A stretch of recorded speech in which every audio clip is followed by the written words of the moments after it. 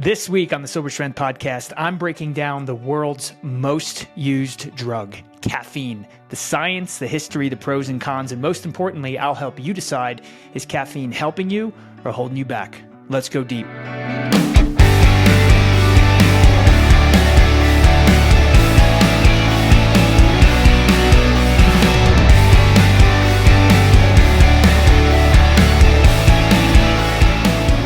Welcome to the show. Like I said, we're going to dive into caffeine, which is by far the most consumed drug or stimulant, depending on what you call it, in the entire world. And I have to say, there's a reason that I'm covering this particular topic on the show.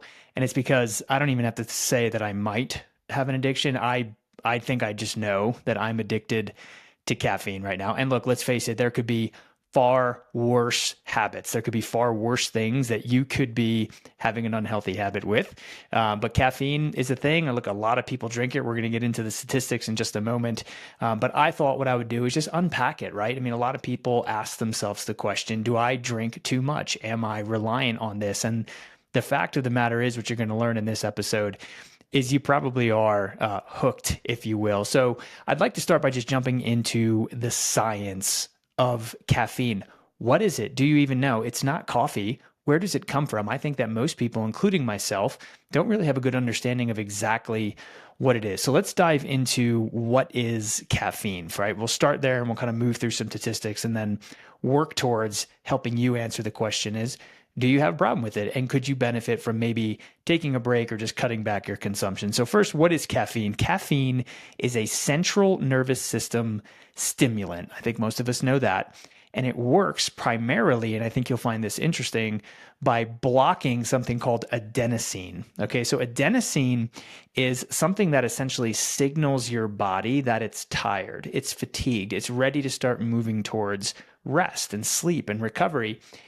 Contrary to what you might think or realize, caffeine it's not a stimulant that you ingest and it awakens your body and it stimulates your nervous system. What it's actually doing is blocking adenosine, which is preventing you from feeling tired. Now, does it release dopamine? Does it do some other things? Yes, it does. But I think the first thing I want you to latch onto is caffeine is actually blocking something that makes you fall asleep. So that's something that, I mean, for me, it was revelatory to kind of understand that.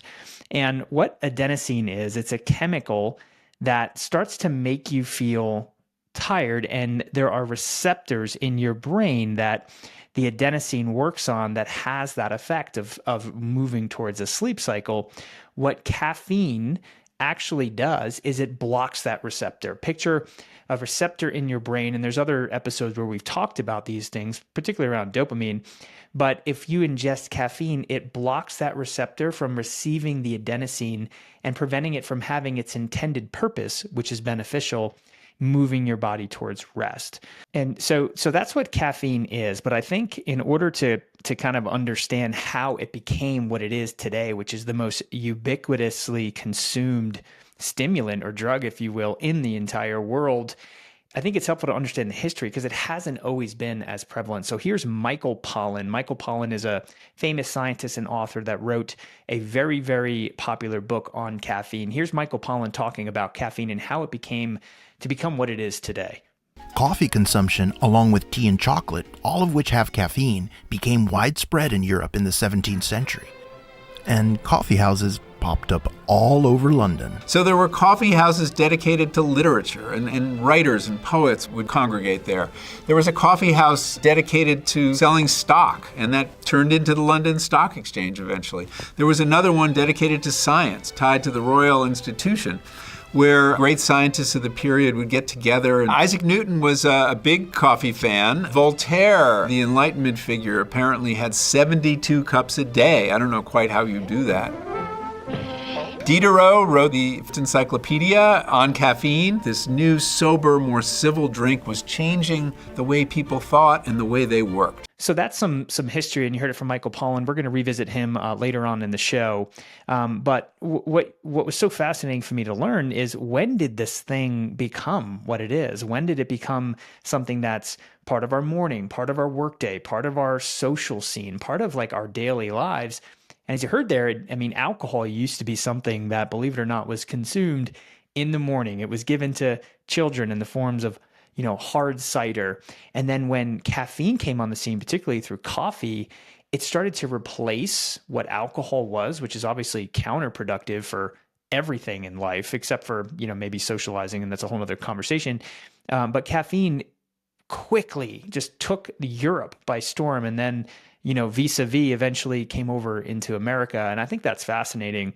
And just some statistics for you to really kind of hammer down just how popular and widespread caffeine is. So today, it is estimated that 90%, 9 in 10 adults in the US consume caffeine daily, not weekly, not once in a while, every single day, 9 in 10. Think about that market and the saturation of it. Over 80% of the global population uses it in some form or another. And there's different ways to ingest caffeine, and we'll get into that later. But 9 in 10 in the US and 8 in 10 across the globe consume caffeine. That's just amazing to me. Market-wise, right? Like, think about if 9 in 10 people in the US are purchasing it, just think about that market.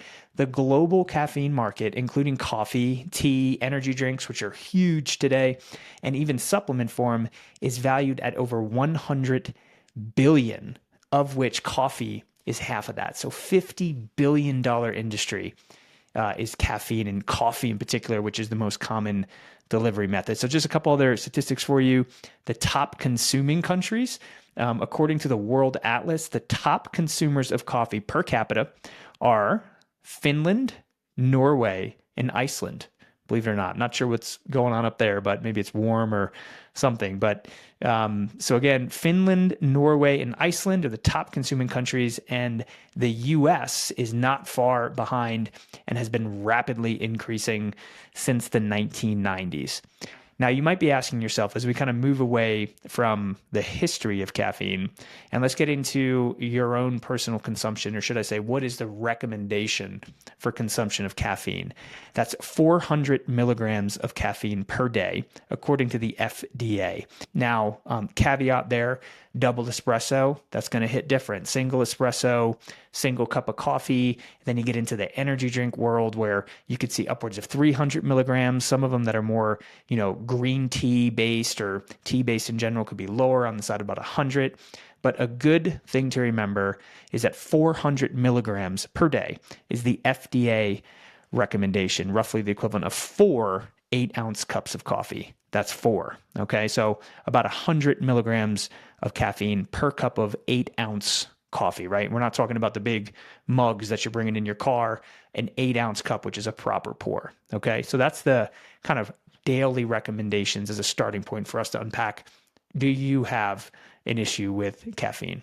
Hey, it's Jesse, and if you've been following this show, then you know I've had my fair share of struggles with alcohol over the years. You also know that I built a pretty solid toolkit to help maintain a healthy relationship with alcohol. Things like fitness, mindfulness, accountability groups, and technology. All great, all helpful, but there's one tool I've recently found that blew my mind, and I can't believe it took me so long to discover it. It's called naltrexone, an FDA-approved, science-backed, and affordable medication that helps reduce cravings and control drinking. The first time I took it, I'll never forget, I was skeptical and not completely buying into the idea that a medication can help me with drinking. But just after a few days, I could not believe how effective it was in eliminating all of my cravings for alcohol. It needs to be more better known. And that is where Or Health comes in, and I'm honored to have them as a sponsor of the show. You can have doctor-prescribed naltrexone shipped discreetly and directly to your door. No pharmacies, no doctor's offices, just the help you need. It's online, it's private, and it's judgment-free, and most importantly, it works. As of today, over 35,000 Or members have been treated, and 76% of respondents report drinking less in just 2 short weeks. So here's how to get started. Text STRENGTH to 710-710. That's STRENGTH to 710-710. You'll take a quick, discreet survey, and they'll guide you through the entire process of trying naltrexone for the first time. It's easy, straightforward, and honestly, might be the best move you make for yourself today. So if you're ready to take a massive step forward in controlling your alcohol intake, text STRENGTH to 710-710 and let Or Health help you redefine your relationship with alcohol. All right, so the purpose of this episode is not to scare you, right? I don't want to, really just kind of be doom and gloom about caffeine. It has its benefits. And let's talk about the benefits of caffeine. And once again, I'm going to bring back Michael Pollan to talk a little bit about what are the benefits? What are the reasons that it's okay? And we even should lean into caffeine if we think it can benefit. So here's Michael Pollan. There are a lot of health benefits to caffeine. Caffeine, we do know, improves performance. Athletes will tell you that on test taking, it improves performance. If you study for a test and drink caffeine after that, after you've studied, you will remember the material and do better on the test. Wow. So it really does enhance mental function. It has some physical benefits too. It reduces risk of certain kinds of cancers. It reduces risk of cardiovascular disease, Parkinson's disease, and reduces risk of dementia. So it has a lot of benefits. So key takeaways there, and no one would dispute this. First and foremost, there are cognitive benefits. It can increase focus by increasing wakefulness. It can make you really zero in and do deep work. So it has cognitive benefits without a doubt. It also has physical benefits. You might even say athletic performance benefits. I mean, any pre-workout that you would take, and you can even just ingest coffee or espresso. I mean, there are some dehydrating components of caffeine, but it can absolutely boost your physical performance, whether you're working out, running, or even just working around the yard and just doing general kind of like labor work. So no one would dispute that there are benefits and upsides to caffeine. And then I would even say another one is the social benefits. I mean, look, I absolutely love, if I'm going to catch up with someone, I would so much rather go grab coffee, go grab, matcha tea or something like that in the morning or maybe even in the afternoon versus what I would say is hopefully becoming more of an antiquated kind of social go-to is like, let's go grab a beer or maybe 2 or 3 at night and just completely throw off our next day and throw off our sleep. So between the cognitive, the physical, and the social benefits, and there are others, you got to give caffeine its due. It can be good, and for most people, it is. But like anything that you don't practice in moderation, there also could be downsides to caffeine. So let's talk about some of the actual downsides that you can experience with caffeine. So I think anyone that's over consumed or maybe had a hint that maybe they did, that you can experience some jitters, some anxiety, some restlessness. Caffeine stimulates the sympathetic nervous system, which means it is overactivating that fight or flight system. And that's why it causes some jitters and some angst, especially if you are prone to anxiety, if you are prone to stress or overstimulation. Caffeine is going to exacerbate that. Some people are just wired in their DNA to be more sensitive to caffeine, and some people are less sensitive, and you can also build up a tolerance for it. So again, anxiety, restlessness, especially if you consume it later at night, can definitely be a downside. Another huge one, I don't know if you felt this, but I have, is dehydration. Without a doubt, it absolutely can dehydrate you. It can make you literally feel that, where you're just like searching for water, searching for something to replenish, but also it can impact your physical performance in the same way that it can help you. It can hinder your performance by dehydrating you. And it's because it acts as a mild diuretic. That's what caffeine can do, especially when you're over consuming it. Another one, and this is huge, and if you're not tracking your sleep, at least journaling it or anecdotally being aware of it and connecting to your caffeine. Caffeine, especially if consumed later in the afternoon, depending on your typical circadian rhythm, can disrupt your quality of sleep.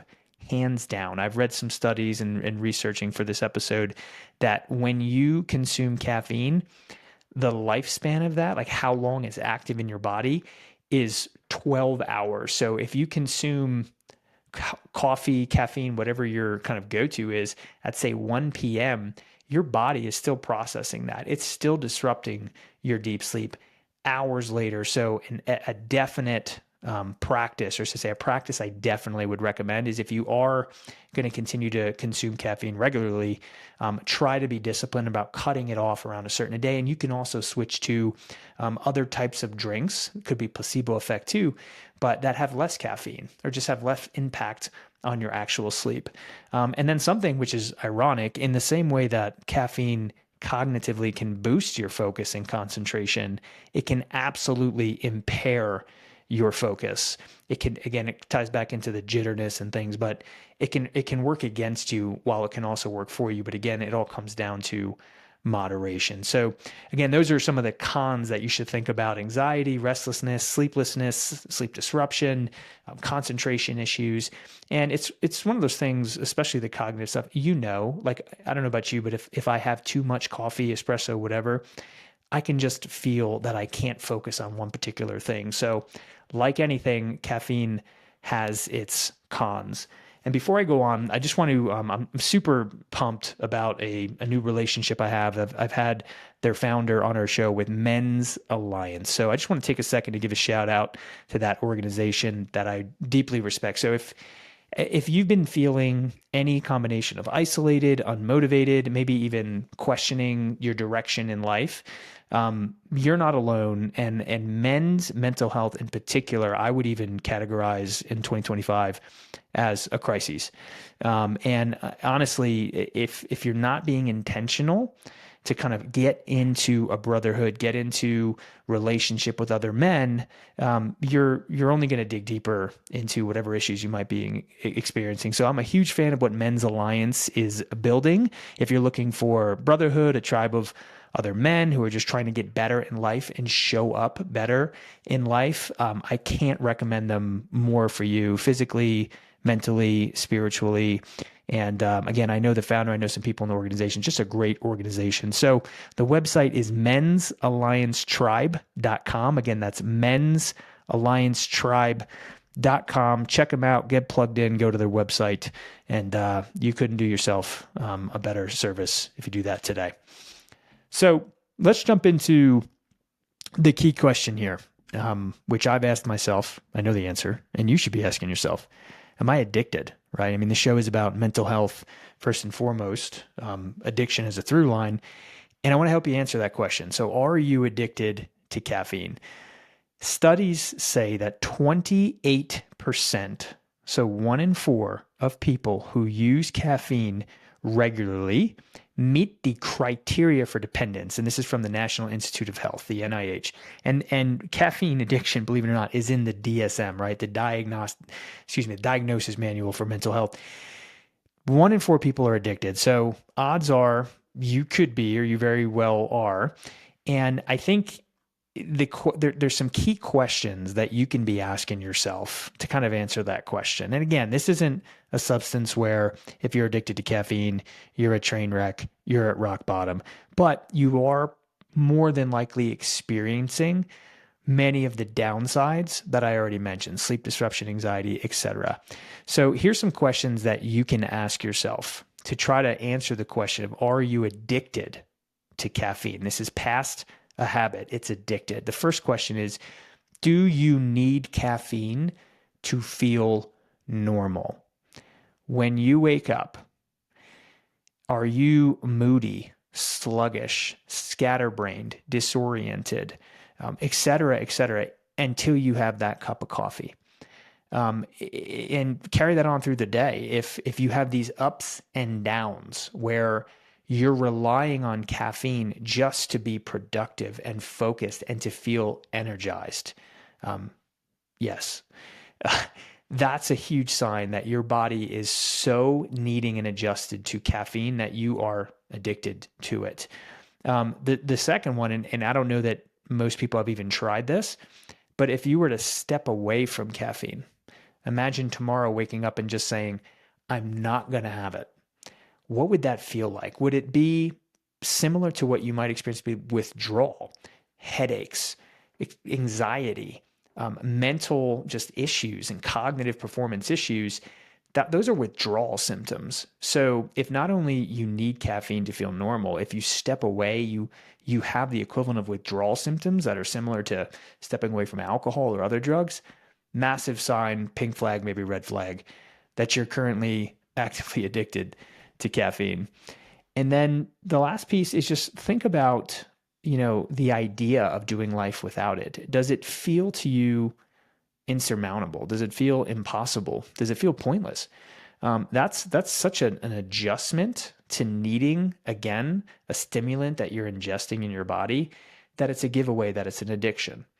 Now, if you're addicted, there are some steps that you can take, and I'm going to try to give you some advice around that. But I think first, let's talk. There's a news segment that I found recently that really kind of unpacks caffeine addiction and caffeine withdrawal. So here's a clip from a recent health segment on what caffeine withdrawal actually looks like, because it's a thing. Different. Withdrawal symptoms are different. If you are really addicted to caffeine and then you suddenly stop, you have to fall into this DSM category. You have to have 3 out of 5 different symptoms. They include things like depression, headache, fatigue, difficulty concentrating, and even some flu-like symptoms, muscle aches and pains. I actually at one point was up to a pot of coffee a day in medical school. Really, I had just built up this huge tolerance. I went cold turkey, and this is why I believe in this diagnosis. I was definitely physically and even mentally ill. I felt horrible for a week. All right, so you heard it there. Caffeine addiction is real. And I led the episode by sort of asking the question, is caffeine helping you or holding you back? Is it helping you or hindering you?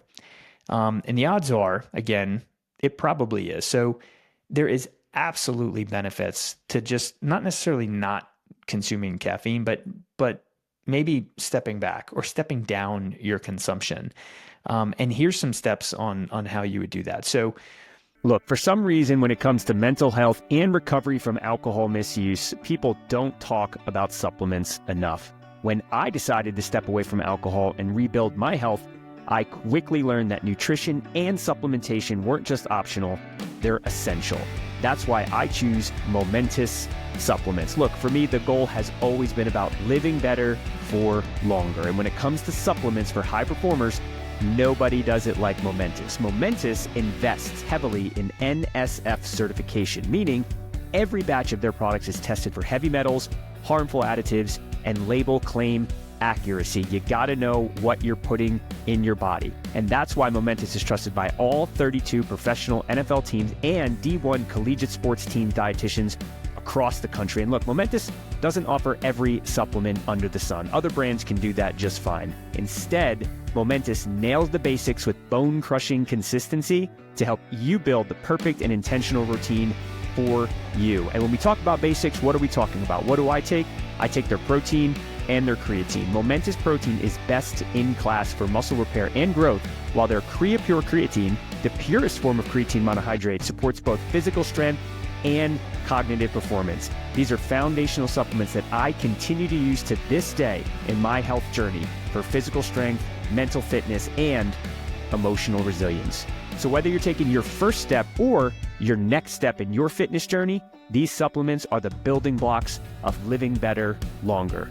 Go to livemomentous.com and try it today at 20% off with code STRENGTH. That's livemomentous.com, 20% off with code STRENGTH, and start living on purpose today.